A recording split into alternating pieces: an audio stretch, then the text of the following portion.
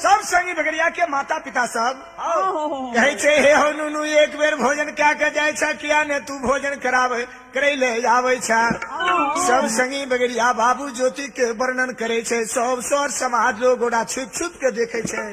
सही में बाबू ज्योति प्रत्येक दिन बाउल के पूरी मिठाई बना के चढ़ावे छे। आ संध्या समय जो मालिक के नाम से जलधार करे छे तो सब बाउल के पूरी मिठाई मालिक सबके बना दे छे।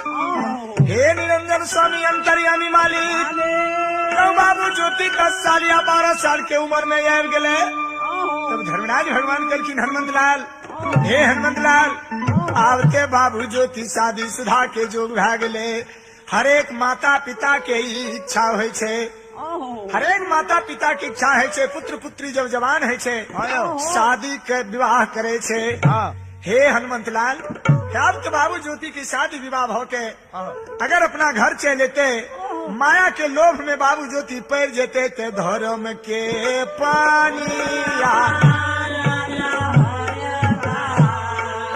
हे संत समाज बाबा,